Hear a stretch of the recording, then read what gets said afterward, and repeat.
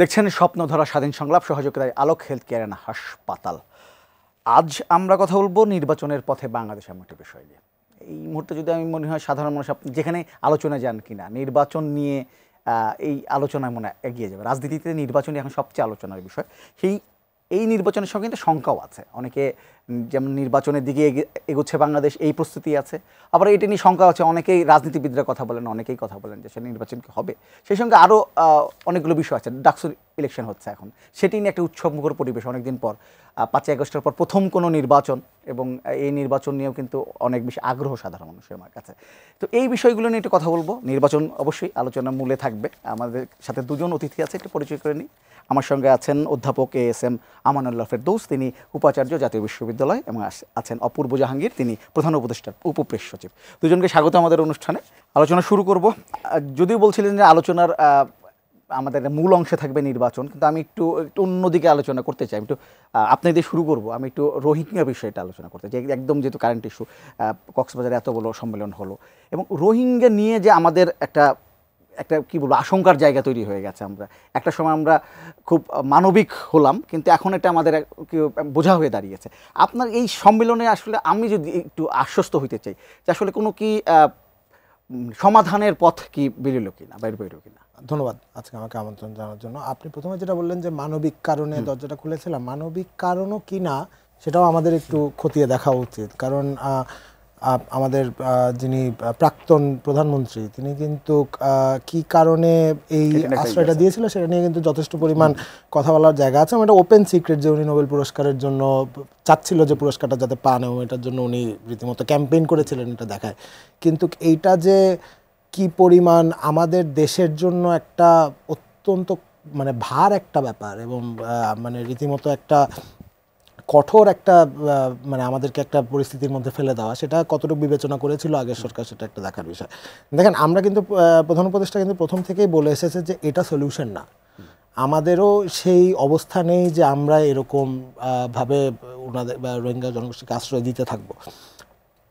এখন যে ডায়ালগটা শুরু হচ্ছে, এবং সামনে ইউএনও হয়তো এটা একটা বিশেষ জায়গা পাবে, সেটা হচ্ছে যে এখন এই ভারটা কিন্তু পুরো পৃথিবীর অনেকগুলো দেশকে নিতে হবে, এবং এটার একটা পলিটিক্যাল সলিউশন, জিওপলিটিক্যাল সলিউশন দরকার।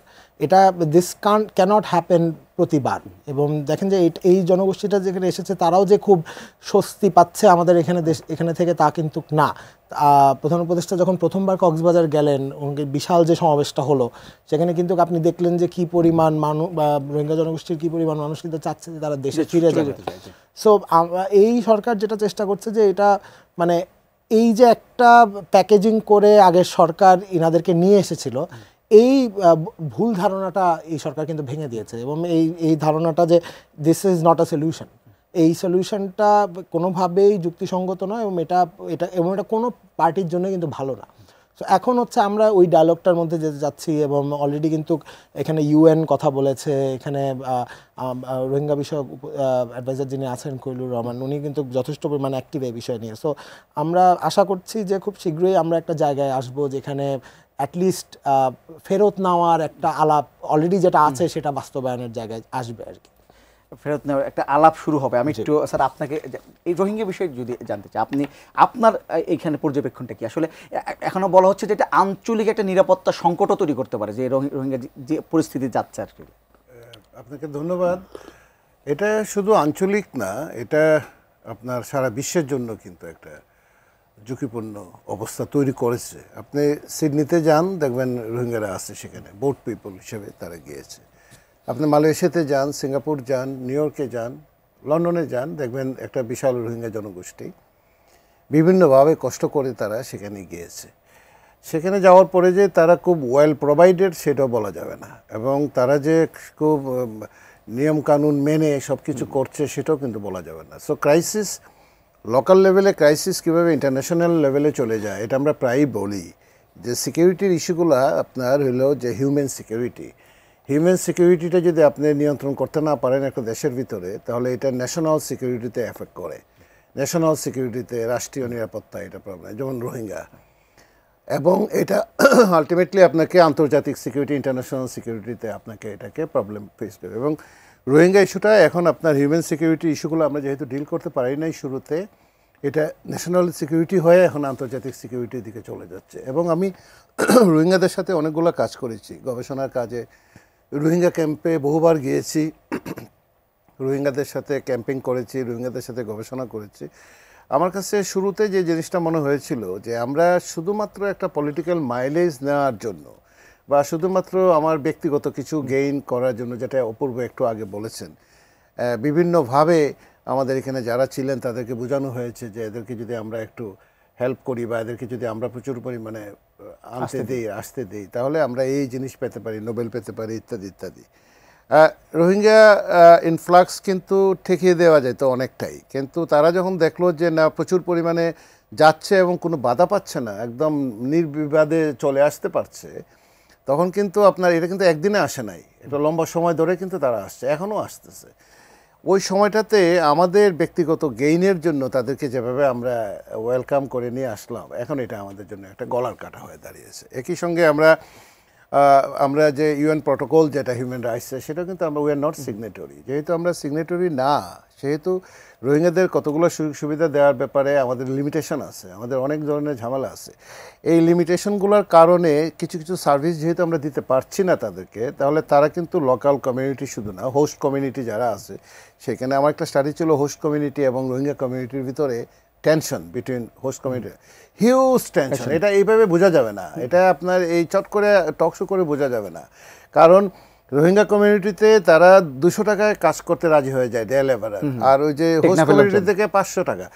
তারা বিভিন্ন ধরনের যে আপনার এই যে ছোটোখাটো প্রফেশন যেগুলো আছে, শুটকি বিক্রি করা, এটা করা, ওইটা করা, ব্যাটারি নাট, তারপরে পান সুপারি ইত্যাদি ইত্যাদি, এই সমস্ত জায়গাগুলো সমস্ত কিন্তু তারা নিয়ে নিচ্ছে, তাদের হাতে চলে গিয়েছে। যে হোস্ট কমিউনিটির সাথে কিন্তু একটা বিরাট টেনশন আপনার এই জায়গাগুলোতে আছে। এখন এই মুহূর্তে যে অবস্থায় আছে তাতে ইন্টারন্যাশনাল কমিউনিটি যেভাবে গত কয়েক বছর থেকে তাদের ফান্ডিং উইথড্র করা, তাদের এই সমস্ত জিনিসগুলো এনে যাওয়া আসলে একটা বড় সমস্যার ব্যাপার। এবং এটা এই সরকার যেভাবে অ্যাড্রেস করছে সেটা কিন্তু একটা সাংঘাতিক ব্যাপার। এটা কিন্তু গত কয়েক বছরে কিন্তু অ্যাড্রেস করা হচ্ছিল না, ওয়েট করা হচ্ছিল কখন আসে নোবেলটা বা কোনো একটা পুরস্কার কীভাবে আসে, তাই না? কিন্তু এই সরকার এই ডিসকোর্স থেকে বের হয়ে এসে এটাকে কিভাবে ইন্টারন্যাশনালি ডিল করা যায় এবং এটা কিভাবে আন্তর্জাতিক মঞ্চে নিয়ে যাওয়া যায় এবং কিভাবে কাজটা করা যায়, যেভাবে কাজ করছে, আশা করি কিছু না কিছু ফল তো আমরা পাবো। অপূর্বের সঙ্গে আমি রোহিঙ্গার শেষ প্রশ্নটা আপনাকে করবো। আমি একটু যেটা বলছেন যে আন্তর্জাতিক একটা অ্যাটেনশনের ব্যাপার, স্যারও বলছেন যে ধীরে ধীরে কিন্তু ফান্ডিংটা কমা শুরু করেছে।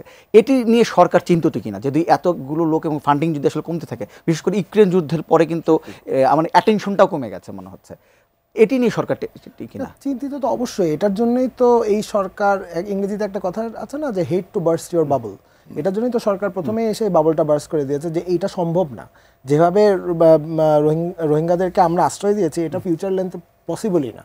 এবং এটা আপনি প্রথমত যদি আপনার ফান্ডিং কমেও না যেত, এটা ফিজিবল কোনো ইয়ে না। আপনার মনে আছে কিনা শেখ হাসিনা একটা কথা বলছিল যে আমি যদি 18 কোটি মানুষকে খাওয়াতে পারি এদেরকেও খাওয়াতে পারবো। উনি তো নিজে 18 কোটি মানুষকে খাওয়ায় নাই, বরং এই 18 কোটি মানুষের যারা মানে অতি কষ্টে অর্জিত ট্যাক্সের টাকায় এই ইয়েটা করা হচ্ছিল, প্লাস বাইরের ফান্ডটা আসছিল। এবং এখন পুরো জিওপলিটিক্যাল অবস্থা বলেন বা ওয়ার্ল্ড অর্ডারের যে অবস্থা, এখন তো এই টাইপের বাজেট সব জায়গায় কমে আসছে। ইউএসএইডের অবস্থা দেখেন। সো এটা তো অত্যন্ত চিন্তার বিষয় এবং সরকার কিন্তু এটার জন্যই বারবার এটাকে মানে প্রধান উপদেষ্টা যখনই বিদেশ সফরে যাচ্ছেন, যখনই কোনো ডিগনিটারির সাথে কথা বলছেন, তখনই কিন্তু এই প্রসঙ্গটা উঠে আসছে যে এটা আমাদের একার প্রবলেম হলে হবে না, এটাকে পুরো বিশ্বকে এটার দিকে তাকাতে হবে এবং পুরো সাউথ এশিয়ার কমিউনিটিকে এটাকে হেল্প করতে হবে। মানে এটা যদি আমরা একটা পলিটিক্যাল টুল হিসাবে ইউজ করি তাহলে ভবিষ্যতে কিন্তু কপাল খারাপই আছে। যেটা লাস্ট 15 বছর ইউজ করা হয়েছিল, আপনি মানে এখন তো কথাতেই হয় লাস্ট 15 বছরে, স্যারও আমার সাথে একমত হবেন যে কক্সবাজারের অর্ধেক রিক্সাওয়ালা নাকি হচ্ছে এখন রোহিঙ্গা জনগোষ্ঠী, এরকম একটা আলাপ আছে তো।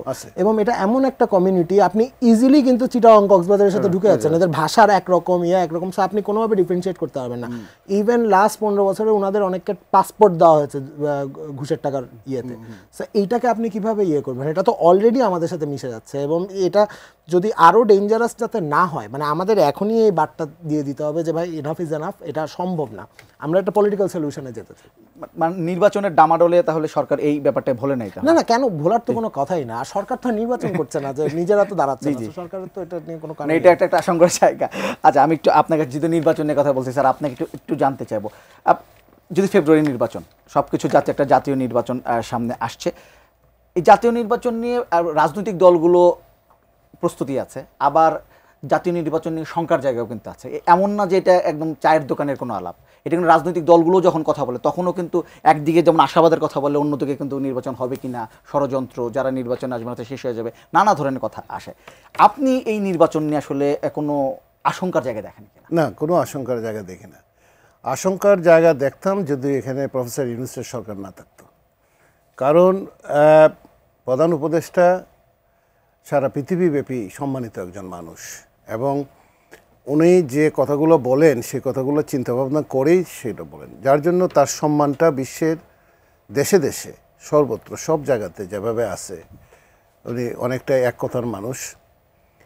ওনার সম্মানটা তো এখান থেকে বুঝে বসে চট করে আমরা অনেক সময় ধরতে পারি না। আমরা যারা বিদেশি বিশ্ববিদ্যালয়গুলোতে যাওয়া আসা করি, পৃথিবীর বিভিন্ন জায়গাতে যাওয়া আসা করি, যে সম্মানীয় মানুষ উনি ওনার কথা থেকে সরবেন না। এটা গেল এক নাম্বার, যেটা আমার কাছে যেটা মনে হয়, আমার ধারণা।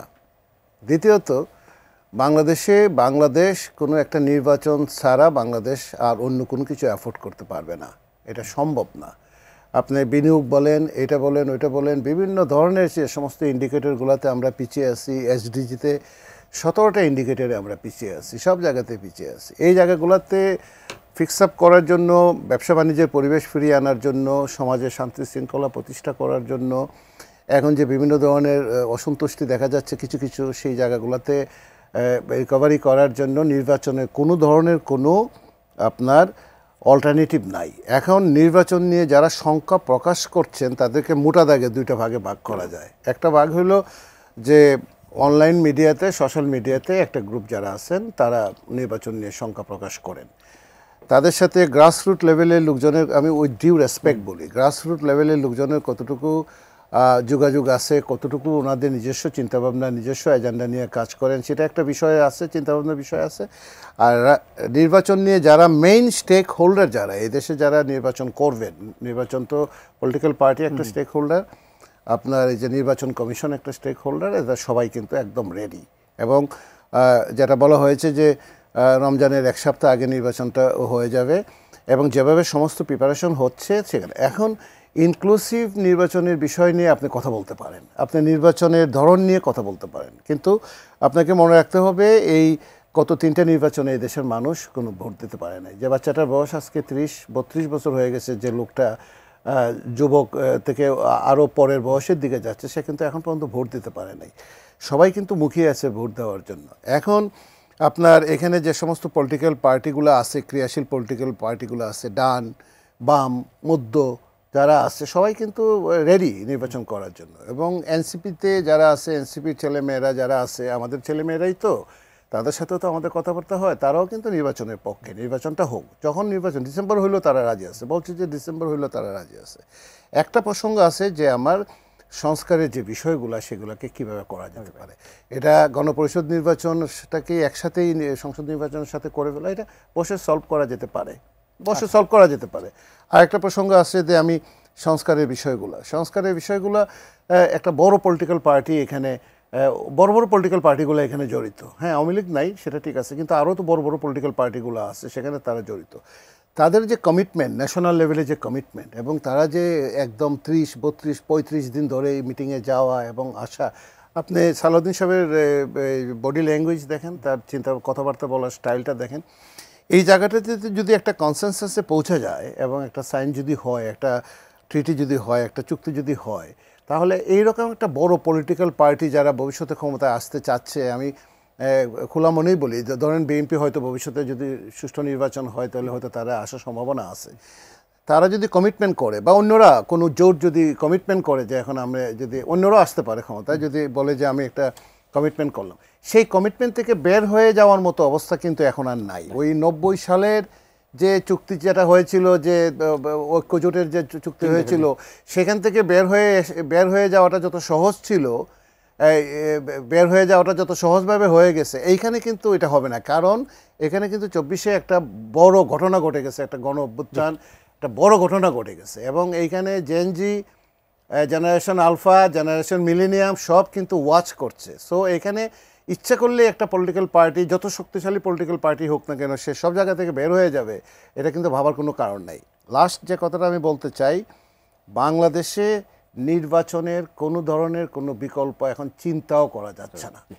আমি একটু অপূর্ব ভাঙ্গা আপনাকে জিজ্ঞেস করবো, আপনি এখন পর্যন্ত কোনো জাতীয় নির্বাচনে ভোট দিতে পেরেছেন বা দিয়েছেন? না, এখনো পর্যন্ত পারিনি। আমিও প্রথম এমন একজন হব যে এবার প্রথম ভোট দিবে আর কি। So I am also very excited. আচ্ছা, এই যেহেতু আপনি এক্সাইটেড, আমি এই জন্য প্রশ্নটা করবো, সেটা হচ্ছে যে স্যার যেমন বলছিল একটা বড় জায়গা আছে জুলাই সনদ, সেখানে যে একটা নির্বাচন আসলে ঠিক মতো হবে কিনা, রাজনৈতিক দলগুলো সবাই মিলে নির্বাচনে ফেব্রুয়ারিতে অংশগ্রহণ করবে কিনা, সেখানে জুলাই সনদে একটা বড় জায়গা আছে একমত হওয়া। আপনারা সরকারের জায়গায় থেকে যদি বলি, আপনারা আসলে কতটা আশাবাদী যে শেষ পর্যন্ত রাজনৈতিক দলগুলো এত মতবিরোধ থাকা পর্যন্ত পরেও আসলে জুলাই সনদে একমত হবে? আমি তো মনে করি যে একমত হওয়া ছাড়া উপায় নাই। মানে এটা কিন্তু মানে আমরা এখন পলিটিক্যাল রেটরিক হিসেবে অনেক কিছু বলতে পারি মাঠে, টক শোতে, এবং স্বাভাবিক। মানে রাজনীতির তো একটা থিয়েট্রিক্স আছে। সো এটা you have to pay by that rule, এটাও আমি বুঝি, এটা কোনো সমস্যা নাই। কিন্তু আমি তো বলবো যে এই এক বছরে পলিটিক্যাল পার্টিগুলা যে কোলাবোরেশনের নজির দেখিয়েছে, এটা তো বাংলাদেশে কখনো এরকম নজির খুব একটা বেশি হয়নি, কখনো হয়নি। এবং মানে এটা কিন্তু প্রচণ্ড আশাবাদী। মানে আমরা ওই যে বললাম মাঠের আলাপ বাদ দেই, আপনি যদি ঐক্য কমিশনের ইয়েগুলো তো দেখেন, ডিবেট চলছে, কিন্তু সব পলিটিক্যাল পার্টি, সকল স্টেক হোল্ডার কিন্তু বুঝতে পারছে যে আমাদের এখানে একটা জায়গায় আসতে হবে, এবং প্রত্যেকেই কিন্তু ওই জায়গাতে আসার জন্যই চেষ্টাটা করছে। প্রত্যেকের রাস্তা আলাদা, প্রত্যেকের আইডিয়াস আলাদা, এবং এটাই স্বাভাবিক। একটা গণতান্ত্রিক দেশে বিভিন্ন রকমের আইডিওলজি থাকবে, বিভিন্ন রকমের আইডিয়াস থাকবে, এবং ভোটে কি তারা সেই আইডিয়া জিতবে কি জিতবে না সেটা ভোটের উপর ডিপেন্ড করবে। সো প্রত্যেকেই চাবে যে তাদের জিনিসটা যাতে সামনে আসুক, তাদের ওয়ে অফ থিঙ্কিং যাতে সামনে আসুক। কিন্তু সবাই এটাতে আমি মনে করি একমত। স্পেশালি আমি যেহেতু সামনাসামনি অনেকটুকু দেখি, ওনাদের সাথে অনেকের সাথে আমার আলাপ হয়, আমি এটা বুঝতে পারি যে সবাই এটাও বুঝেছে যে লাস্ট 15 বছর রিপিটেশন করা সম্ভব না। আপনি জেনজিকে না ধোকা দিতে পারবেন না। এটা হচ্ছে বাংলাদেশের সবচেয়ে আশার ব্যাপার এখন। জেনজি, জেন আলফা, মিলেনিয়ালস যাদের বলেন, যে যারা এই যে ভোটটা দেয় নাই এত বছর, তাদেরকে আপনি ধোকা দেওয়া সম্ভব না। মানে আপনি মাঠে ঘাটে যাই বলেন না কেন, আপনি দেখবেন ধরে ফেলছে। কারণ আপনি কমেন্ট বক্স দেখবেন, তখন বুঝবেন যে কোনটা ভুল দিকে যাচ্ছে, কোনটা, এটা কিন্তু কমেন্ট বক্স দেখলেই বোঝা যায়।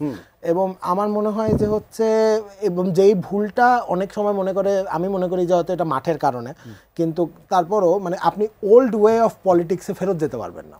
এটাও আমার মনে হয় পলিটিক্যাল পার্টিরা বুঝতে পারছে। এটার জন্য দেখবেন যে পলিটিক্যাল পার্টিরাও কিন্তু অ্যাকশন নিচ্ছে তাদের কর্মীদের বিরুদ্ধে, তাদের নেতাদের বিরুদ্ধে। কারণ ওই ওয়েতে আমরা যেতে চাই না। আমরা কিন্তু মানে এই গণ অভ্যুত্থানটা ঘটেছে কেন? ঘটেছে কিন্তু যাতে ওল্ড সিস্টেমটাকে যাতে চ্যালেঞ্জ করা হয়। কারণ মানে জেনজি একটা জেনারেশন, দুইটা জেনারেশন বলেন, যারা কখনো ভোট দেয় নাই, যাদেরকে বলা হতো যে এরা পলিটিক্স সম্পর্কে জানে না, এরা দেশ সম্পর্কে জানে, তারা এই ঘটনাটা ঘটেছে কারণ দে ওয়ার ফেড আপ। এখনো পর্যন্ত কিন্তু তারা স্কুল, কলেজ, ইউনিভার্সিটিতে ফিরে গেছে বলে আপনি মনে করছেন যে তারা নাই, তা কিন্তু না। তারা কিন্তু ঠিকই সজাগ আছে, তারা দেখছে, এবং দরকার হলে এটাও সকল স্টেক হোল্ডাররা জানে তারা আবার মাঠে আসবে। সো ওই অবস্থায় যাতে আমরা না যেতে পারি, না যেতে হয়, সেই কারণে আমার মনে হয় পলিটিক্যাল পার্টিগুলো এখন কেউই চাবে না। এবং আমি তাদের মানে তাদের জায়গা থেকে আমি ইতিবাচক একটা দেখছি যে তারাও একটা নতুন ইয়েতে আসতে চাচ্ছে আর কি, নতুন ইয়েতে। অপূর্ব, আপনি তো রাজনৈতিক দলগুলো যেহেতু ঐক্যমত কমিশনে বা আসবে থাকেন, আপনি রাজনৈতিক দল নেতাদের সঙ্গে কথা বলেন, আপনি বলছেন যে ওল্ড ওয়ে রাজনীতিতে আর যাবেন, ওই পথে হয়তো রাজনীতি আর ফিরবে না, পুরাতন অনেক কিছুতে আসবে না। কিন্তু রাজনৈতিক দলগুলো এখন যে দলের নেতারা এখন পরস্পরের বিরুদ্ধে যে ভাষা কথা বলে, এটা নিয়ে কিন্তু অনেক আলোচনা হচ্ছে, ভাষার প্রয়োগ। এটি নিয়ে কি আপনার থেকে কথা হচ্ছে, মানে তারা এই এমন ভাষার প্রয়োগ কেন করছে? আচ্ছা, এটা এখন দুইভাবে দেখা যায়। যেমন একটা হচ্ছে যে আমি এটা একভাবে বলতে পারি যে আমি যদি ওল্ড ওয়ে অফ পলিটিক্স চিন্তা করি, আপনি করতে পারেন কিন্তু ধরা খাবেন, এটুকু আমি নিশ্চিত।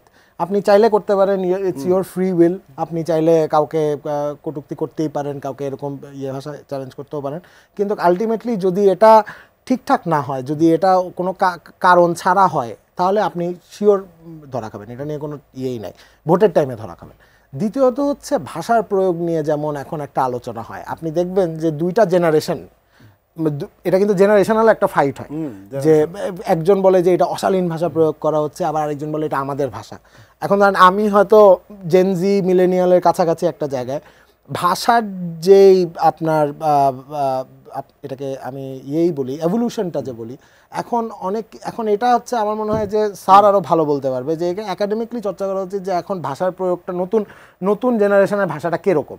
অশালীন ভাষা আমি বলছি না প্রয়োগ করা, কিন্তু এই জেনারেশনেরও কিন্তু একটা ওয়ে অফ ভাষা আছে। আপনি আমাকেও যদি ধরেন আমি বাংলা ইংরেজি মিলাই বলি, অথচ আমি বাংলা মিডিয়ামের ছাত্র, এটা এক ধরনের, আমি বলবো এটা দ্য ওয়ে অফ আমরা যেভাবে বড় হয়েছি। তো এই জেনারেশনের ভাষাটাকেও আপনার বুঝতে হবে। সেই ভাষা বলতে কিন্তু আপনি আবার সব কিছু অশালীন বলে পার করে দিতে পারবেন না। তো আমি এই যে মানে এই নতুন যে বন্দোবস্ত হতে যাচ্ছে, আমরা নতুন বন্দোবস্ত বললেই কিন্তু অনেক সময় একটু ভয় পেয়ে যাচ্ছে কি নতুন কোনো নতুন বন্দোবস্ত বলতে কিন্তু আসলে তা না। নতুন বন্দোবস্ত হচ্ছে যে the new way of thinking. So এইটাকে ইনকর্পোরেট করতে হবে এখন এই দেশে, এবং এটা কিন্তু অলরেডি ইনকর্পোরেট করা ছাড়া উপায় নেই, কারণ একটা গণ-অভ্যুত্থান ঘটে গেছে। স্যার এখানে আমি আপনি যেহেতু আপনি শিক্ষক, আপনাকে একটু জিজ্ঞেস করবো, যেহেতু জেনজির কথা আসছে, ভাষার প্রয়োগ নিয়ে এক ধরনের আলোচনা আছে কিন্তু, যে ভাষার প্রয়োগটা ঠিকমতো হচ্ছে কিনা, রাজনীতিবিদরা পরস্পরের বিরুদ্ধে। আরেকটি আছে যে যারা তরুণ রাজনীতিবিদ আসছেন এখন, তারা যেভাবে রাজনীতি নিয়ে কথা বলেন, রাজনীতিবিদদের সম্পর্কে কথা বলেন, এটাও কিন্তু অনেকে আবার বলেন যে এক ধরনের ঔদ্ধত্য, অডোসিটি নিয়ে কথা বলেন, যে এক ধরনের আছে যে তারা সম্মান করে না, এমন কথাও কিন্তু নানা ধরনের অভিযোগ আমরা শুনি যারা পুরাতন রাজনীতিবিদ আছে। আপনার কাছে কি মনে হয় এই ব্যাপারগুলো নিয়ে? শুনেন, আমি বলি আপনাকে, এখানে মুক্তিযুদ্ধের পরে আমাদের দেশে একটা কালচারাল রিভলিউশন হওয়া দরকার ছিল, একটা সাংস্কৃতিক বিপ্লব হওয়া দরকার ছিল, সেটা হয় নাই। এবং আমাদের জেনারেশনের পরে এইখানে যে ধরনের সংস্কৃতির চর্চা হওয়া দরকার ছিল সেটা সেরকমভাবে হয় নাই বিভিন্ন কারণে। এবং গত 15-16 বছরে তো দেখলেন আপনারা যে একটা একতরফাভাবে এক ধরনের জিনিসপত্র চাপিয়ে দেওয়া। এখানে ছেলেমেয়েরা অনার্স মাস্টার্স পাস করছে, কিন্তু 2-3জন রাইটারের নাম, ভালো রাইটারের নাম বলতে পারে না। রবীন্দ্রনাথের শেষের কবিতা বলে যে কবিতার বই, উপন্যাস সেটা বলতে পারে না।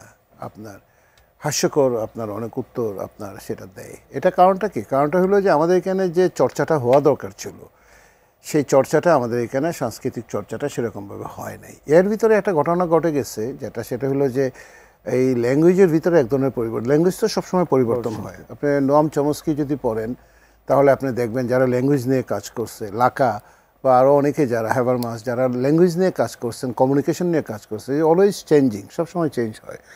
ওই 1960s ল্যাঙ্গুয়েজ তো আর ওই 80s 90s হবে না, আবার 90s ল্যাঙ্গুয়েজ তো এখন এটা হবে না। এটা জেনারেশন গ্যাপের ভিতরে এখন যে ল্যাঙ্গুয়েজগুলো ব্যবহার করছে আমাদের ছেলেমেয়েরা, সেটা একটা সময় গিয়ে কারেক্ট হয়ে যাবে, সেটা এরকমই থাকবে, এমন কোনো ভাবার কারণ নেই। যেটা সেনাবাহিনীর প্রধান সেদিন যেটা বললেন না, যে ওরা হয়তো একটা সময় গিয়ে বুঝতে পারবে। চট করে একটা কথা বলছে, কিন্তু এটা যে রাষ্ট্র বিপক্ষে চলে যাচ্ছে বা এই ল্যাঙ্গুয়েজটা যে ব্যবহার করা উচিত না, এটা সে আস্তে ধীরে বুঝতে পারবে। এটা আমিও মনে করি যে আস্তে ধীরে তার যখন আরও বয়স হবে, আরও রেসপন্সিবিলিটি ডেভেলপ করবে। অনেকে বলে বয়স কি কম হয়েছে, বিয়ে শাদী করেছে, তো বিয়ে শাদী করলেই কি মানুষের বয়স বাড়ে নাকি? তার তো একটা ম্যাচুরিটির ব্যাপার আছে, তাই না? তা আপনি এই বড়রাও তো অসহিষ্ণু হয়তো, বড়রাও কি কম খারাপ ল্যাঙ্গুয়েজ ব্যবহার করেন? বড়রা ছোট বাচ্চাদের কথা বলছেন।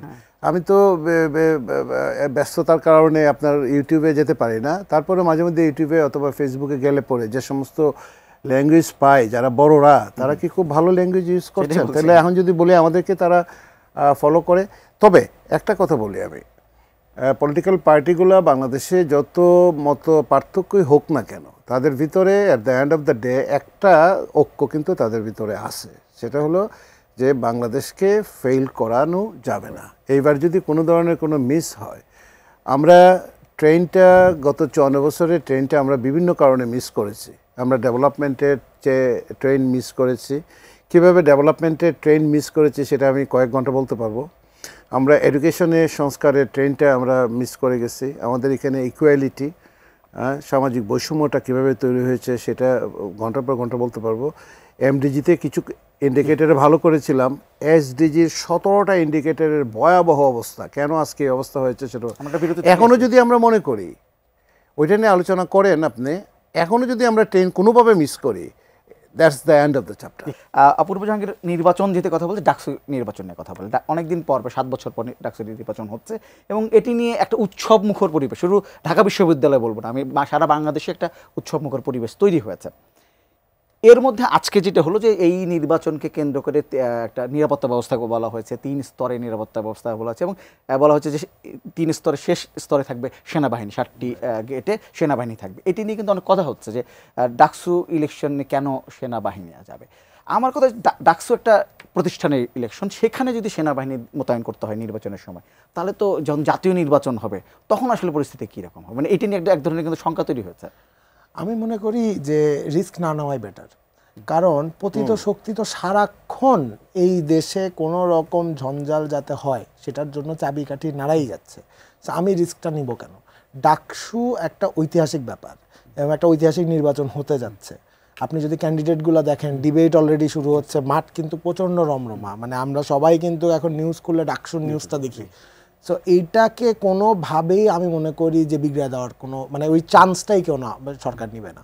সো এটার জন্য এই প্রোটেকশন, এবং এটা আমি মনে করি রাইটলি সো, যাতে আমি কোনো প্রকার ইয়ে না নেই, কারণ এটা এই সরকারের এটা একটা প্রথম নির্বাচন, তাই না? মানে ইউনিভার্সিটির জায়গা হলো, এটা কিন্তু একটা প্রথম নির্বাচন, 5 আগস্টের প্রথম নির্বাচন। সো এবং এটা একটা ইউনিভার্সিটি কেন্দ্রিক নির্বাচন, এখানে প্রচণ্ড পরিমাণ ডিবেট হবে, মানে একটা উৎসব মুখর পরিবেশ থাকবে, সেটা কোনোভাবেই নষ্ট হতে দেওয়া যাবে না। সো আমি এটাকে ওয়েলকাম করি যে এবং আমি মনে করি যে বাংলাদেশের জনগণেরও এটা নিয়ে সজাগ থাকা উচিত, যাতে এই নির্বাচনটা কোনোভাবে ডিস্টার্ব করে, কারণ এই নির্বাচন কিন্তু যত ছোটই হোক না কেন, এটা কিন্তু একটা টেস্ট কেসও, যে কীরকম মাঠটা কীরকম দেখার জন্য, এবং সবাই এই নির্বাচনের দিকে তাকিয়ে আছে। এখান আমি যেটা আপনিও বলেন, একটা উৎসব মুখর পরিবেশ, সো এটা যাতে বজায় থাকে সেই অনুযায়ী তো সরকার প্রোটেকশন নেবে। আপনাকে শঙ্কা আছে কিনা? শুনুন, শঙ্কা তো সবসময় থাকে, কারণ ওই যে আমি বললাম পতিত শক্তি তো সারাক্ষণ চেয়ে আছে এখানে, আপনি তো দেখতেই পাচ্ছেন। এবং পতিত শক্তি যে শুধু ডোমেস্টিক্যালি জানা, ইন্টারন্যাশনালি কিন্তু বারবার এখানে ঝামেলা পাকানোর চেষ্টা করছে। সেকেন্ড, আমার কথা হচ্ছে এই চান্সটা নিব কেন? হয়তো কোনো শঙ্কাই নাই, হয়তো কোনো, কিন্তু আমার এই চান্সটাই বানাবার দরকার কি? আমি তো এটাকে ফুল প্রোটেক্টেড ভাবে যে নির্বাচন সফল বা শেষ হয় সেই অনুযায়ী আমরা কাজ করব।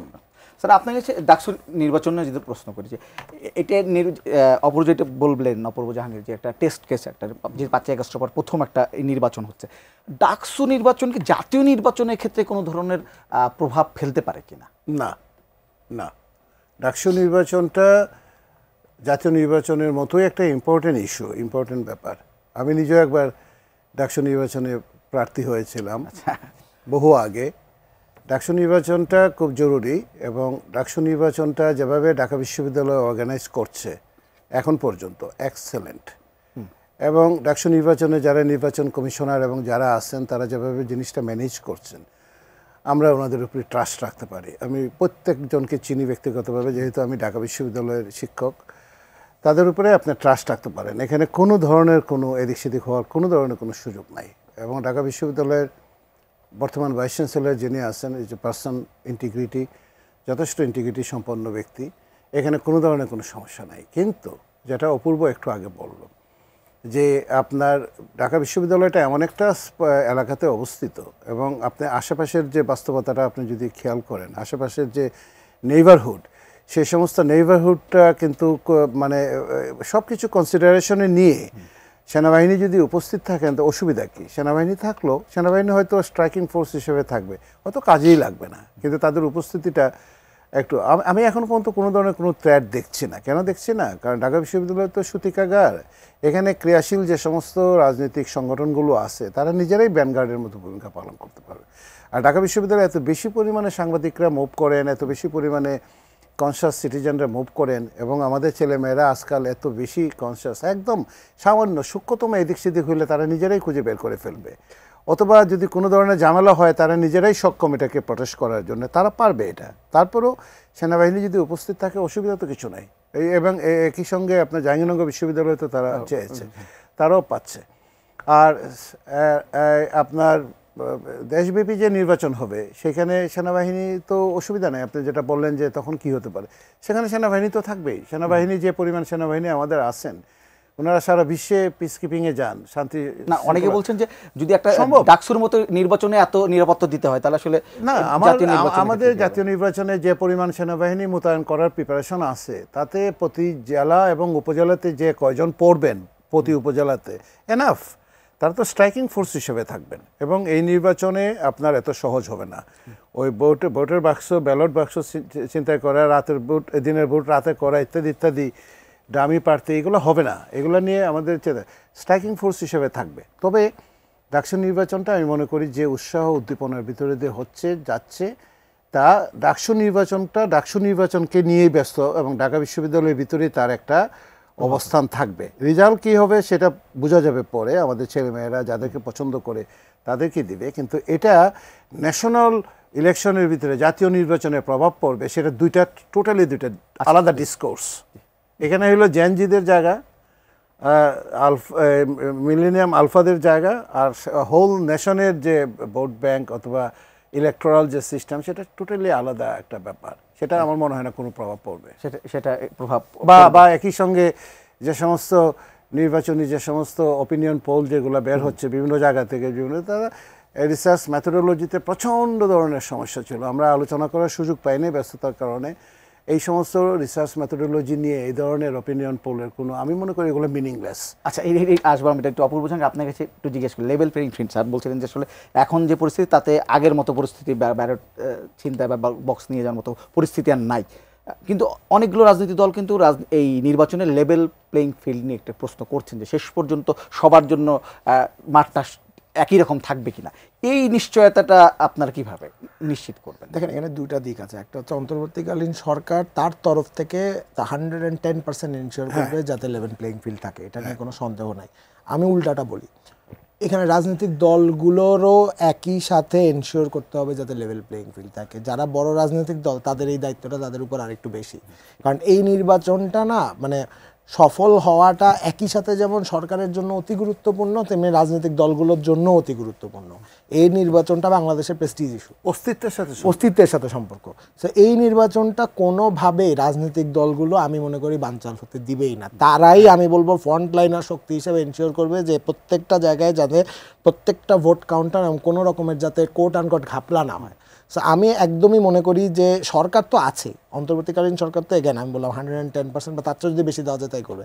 কিন্তু আমি বলবো এখানে রাজনৈতিক দলগুলোকেও আমি মনে করি যে তারাও অত্যন্ত গুরুত্ব সহকারে এই জায়গাটা দেখছে যাতে প্রত্যেকের জন্য লেভেল প্লেইং ফিল্ড। সরকারের কি মানে কোন রাজনৈতিক দলের প্রতি কি সরকারের কোনো থাকবে কিনা? দেখেন, আমি এক ধরনের অভিযোগ থাকে না সারা বছর ধরে একটা জিনিস শোনা যায় যে কখনো অমুক রাজনৈতিক দল বলে অমুক রাজনৈতিক দলের প্রতি সরকার দুর্বল, এবং এটা ভাইস ভার্সা হতে থাকে।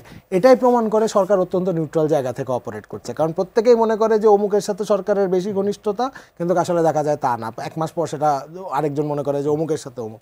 আমার কথা হচ্ছে যে এটা সবচেয়ে বড় প্রমাণ যে সরকার অত্যন্ত নিউট্রাল জায়গা থেকে কাজ করছে, এবং এটার জন্য আমি মনে করি যে সরকার এনশিওর করতে পারবে যাতে লেভেল প্লেইং ফিল্ড থাকে। হ্যাঁ স্যার, আপনি এতটা আত্মবিশ্বাসী কিভাবে হচ্ছেন বা কেন হচ্ছেন যে আসলে আগের নির্বাচনগুলোর চেয়ে এই নির্বাচন একেবারে অন্যরকম হবে?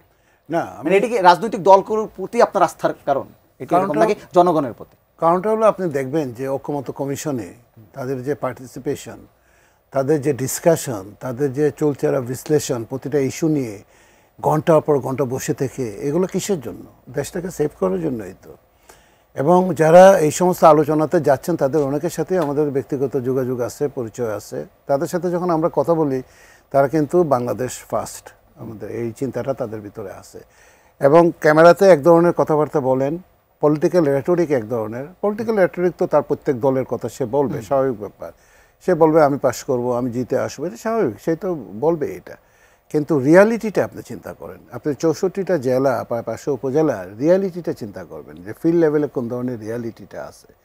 ফিল্ড লেভেলে কাদের রাজনৈতিক শক্তিগুলা, কাদের কমিটিগুলো একদম ইউনিয়ন পর্যায়ে, কাদের কমিটিগুলো আপনার ফাংশনাল কাজ করছে সেখানে, এখানে আপনি জিনিসগুলো দেখবেন। অনেকের ধারণা যে সরকার বুঝি যে আমি খোলামেলাই কথা বলি, এনসিপিকে তারা কিন্তু সাপোর্ট করে কিনা, বিএনপিকে কোনো একটা কিছু দেয় কিনা, এগুলোর কোনো মিনিংলেস কথাবার্তা। এনসিপি তারা তাদের একটা বড় কন্ট্রিবিউশন ছিল গত আন্দোলনে, এবং এই সরকারের পিছনেও ওই সরকারের যে কনস্ট্রাকশন সেখানেও তাদের একটা বড়, এরা তো আমাদেরই ছেলে মেয়ে, তাই না? তারা এই নির্বাচনে খুব একটা ভালো করে ফেলবে, বা এই নির্বাচনে সরকার তাদেরকে সাপোর্ট করলে কিছু একটা বড় কিছু হয়ে যাবে, এটা তো রাজনীতি শুরু করেছে মাত্র, তাই না?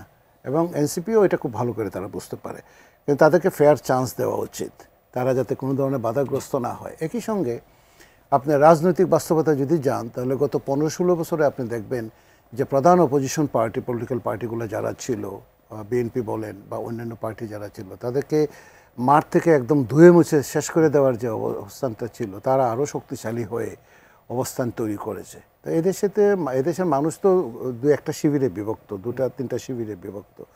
সেই শিবিরের একদম রিজার্ভ ভোট কিন্তু তাদের আছে। এই রিয়ালিটিটা কিন্তু মেনে নিতে হবে। আমি অপূর্ব জাহাঙ্গীর আপনাকে একটু প্রশ্ন করবো যে সংস্কার নিয়ে একটু জানতে চাই, অনেকে করে আসলে সংস্কার কোন জায়গাটা আছে আসলে? সংস্কার ওই জায়গাতেই আছে যেখানে পলিটিক্যাল পার্টিরা যেখানে চাচ্ছে। আচ্ছা, সো দেখেন, অন্তর্বর্তীকালীন সরকার প্রথম থেকে বলে আসছে যে এই সরকারের দায়িত্ব হচ্ছে ফ্যাসিলিটেট করা। এই পলিটিক্যাল পার্টি যেগুলো যারা জনগণকে প্রতিনিধিত্ব করে তারা ডিসাইড করবে যে সংস্কার কতদূর হবে, তারা ইয়ে করবে। এই সরকার কোনো কিছু চাপিয়ে দিবে না। এই সরকার হয়তো এনকারেজ করতে পারে, কারণ দেখেন এটা একটা গোল্ডেন মোমেন্ট আসছে আমাদের এতে। আমরা কিন্তু অত্যন্ত লাকি জাতি হিসেবে যে আমরা এরকম একটা সুযোগ পেলাম। ইতিহাস যদি দেখেন, স্বাধীনতা পরবর্তী আমরা কয়েকবার সুযোগ পেয়েছি, কিন্তু কখনো কিন্তু এটাকে টার্ন করতে পারিনি। সো এটা আমরা এনকারেজ করতে পারি, কিন্তু আলটিমেটলি জিনিসটা পলিটিক্যাল পার্টির উপরে। সো এবং এখানেও অন্তর্বর্তীকালীন সরকার, যেটা আমি বললাম যে কোনো কিছু চাপিয়ে দিবে না, প্রফেসর ইউনূস কিন্তু প্রথম থেকে বলেছেন যে he is the facilitator. So উনি পলিটিক্যাল পার্টিরা যতদূর একমত হয়ে সংস্কার করবেন ততদূর এখানে সংস্কার হবে। জি স্যার, আপনাকে একটু জানতে চাই যে আপনার কাছে যে আমি জানতে চাই যে আপনি আসলে কোন সংস্কারটা সবচেয়ে দ্রুত চান? না, আমাদের এখানে যে সংস্কারের যে কয়েকটা ইস্যুতে যে পলিটিক্যাল পার্টিগুলো এগ্রি করেছে প্রায় শতাধিক, সেই জায়গাগুলোও যদি সংস্কার হয়, অনেক সংস্কার হবে এই দেশে। এবং সেখানে যদি ওনারা এগ্রি করেন, অনেক সংস্কার হবে। এর পরবর্তীতে যে সংস্কারের বিষয়গুলো যেগুলোতে একটু দ্বিমত রয়েছে, সেগুলো নিয়ে আলোচনা হবে। পলিটিক্যাল পার্টিগুলো যারা ক্ষমতায় আসবেন তাদের সাথে আলোচনা হবে। সংসদ তো আছেই, সামনে সংসদ আসছে, সংসদে বসে সেখানে কাজটা হবে। তবে সংসদের নিম্নকক্ষে আপনার এই যে পিআর পদ্ধতি, এটা একদম মেসি হয়ে যাবে। এটা ইম্পসিবল বাংলাদেশের জন্য। গভর্নমেন্ট স্টেবল থাকবে না এবং এটা উল্টাপাল্টা হয়ে যাবে, সেখানে হবে না। উচ্চকক্ষের ব্যাপারে কি করা যায় সেটা নিয়ে আলোচনা হবে, নেক্সটে যাবে, সেভাবে আলোচনা হবে। সেখানে আপনার একটা সমাধানের দিকে সেখানে পৌঁছানো যেতে পারে উচ্চকক্ষের ব্যাপারে। তবে আপনি যদি দেখেন, প্রধান যে পলিটিক্যাল অ্যাক্টর যারা এখানে আছে, তাদের ভিতরে কিন্তু এক ধরনের কনসেনসাস কিন্তু আছে। এবং বাম দলগুলা এবং বিএনপির সাথে যে সমস্ত বাম দলগুলা এখন এই মুহূর্তে আছে তারা, এবং ইসলামিক দলগুলা, তাদের একটা হয়তো এজেন্ডা আছে, কিন্তু তাদের স্বাধীনতা আছে বলার জন্য যে আমি এটা চাই, ওইটা চাইতে দিয়ে তারা বলতে পারে। এটা বললেই যে সব কিছু একদম হয়ে যাবে এমন তো কোনো কথা নাই। কিন্তু at the end of the day আমার ধারণা এই 24-এর এই শহীদের রক্তের উপরে দাঁড়িয়ে যে বাংলাদেশ, সেখানে একটা সংস্কার আমরা দেখতে পাবো। তবে হ্যাঁ, 90-এর যে এক্সপিরিয়েন্সটা আমাদের ছিল, 75-এর পরে যে সংস্কারটা আমরা চেয়েছিলাম, পরবর্তীতে আমরা যে সংস্কার চেয়েছিলাম 90-এর পরে, সেই সংস্কারগুলো যেহেতু হয় নাই, এক ধরনের টেনশন, চিন্তাভাবনা থাকে যে পরবর্তীতে সংস্কারগুলো হবে কিনা। তবে এইবার আমার কাছে মনে হচ্ছে যে অ্যাভয়েড করার কোনো স্কোপ নাই। কারণ এই যে যেটা অপূর্ব একটু আগে বললো, এরা জীবন্ত লাইভ সোসাইটি, কিন্তু লাইভ, এবং এরাও কিন্তু লাইভ। হ্যাঁ, এদের যন্ত্রণায় কিন্তু খুব শান্তিপূর্ণভাবে কোনো কিছু চালানো যাবে না। এই জন্য সংস্কারের এই জায়গাগুলো, বিশেষত গুড গভর্নেন্সের জায়গাগুলোতে, অ্যাকাউন্টেবিলিটির জায়গাগুলোতে, সাংবিধানিক প্রতিষ্ঠানগুলোর জায়গাতে, আপনি দেখবেন গতকালকে পরশু যে আপনার এই যে বিচার বিভাগের সংস্কার নিয়ে যে কথাগুলো হচ্ছে, সময় আছে তো আরও সামনে 5-6 মাস। এই সময়টাতে আপনি এই কাজগুলো যদি কিছু হয়ে যায়, তাহলে কিন্তু একটা দেখার মতো ব্যাপার হয়ে দাঁড়াবে বলে আমি মনে করি। আমাদের সমশেষ দুজনকে ধন্যবাদ আমার সাথে যুক্ত হওয়ার জন্য। দর্শক, আজকের পর্ব থেকে এখানে বিদায় নিচ্ছি। আগামী পর্বে আবার দেখা হবে। ততক্ষণ ভালো থাকবেন, সুস্থ থাকবেন, এই টিনের সঙ্গে থাকবেন।